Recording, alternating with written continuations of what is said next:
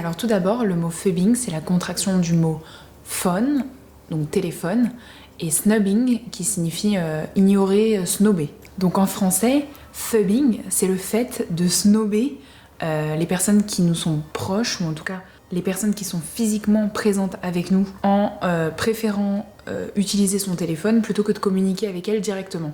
En fait, tout simplement, c'est préférer être en contact avec une personne à travers un écran, à travers le digital, plutôt que de favoriser l'échange entre guillemets réel. Ça peut venir de la peur d'être le mauvais copain, le mauvais conjoint, le mauvais collègue. Bref, ça peut venir du fait qu'on a peur d'être la mauvaise personne si on ne répond pas instantanément quand on reçoit des messages, quand on reçoit des appels. En gros, il nous faudrait une très très bonne excuse pour pas réagir instantanément quand on nous parle via les écrans, quitte à du coup snobber la personne qui est juste à côté de nous et avec qui on pourrait avoir un échange naturel et normal.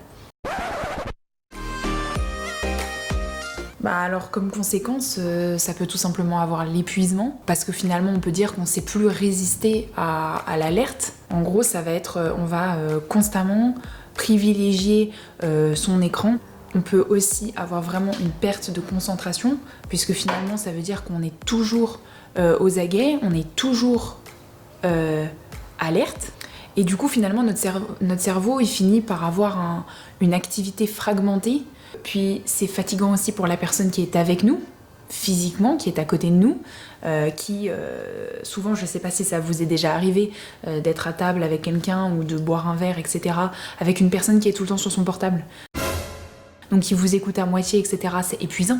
C'est épuisant. Moi, je déteste être avec quelqu'un à table qui utilise son portable. Ça me fatigue, puisque déjà on doit répéter 2-3 fois les phrases parce que la personne n'est pas concentrée. Donc c'est épuisant pour la personne qui le fait, puisque du coup elle n'est pas concentrée, ou alors du coup elle est concentrée sur plusieurs choses, et c'est fatigant pour la personne qui est avec vous. Conclusion, vous feriez mieux de relever la tête de l'écran et de vivre le moment à l'instant T, et d'apprendre à organiser, à prioriser vos moments dans la vie.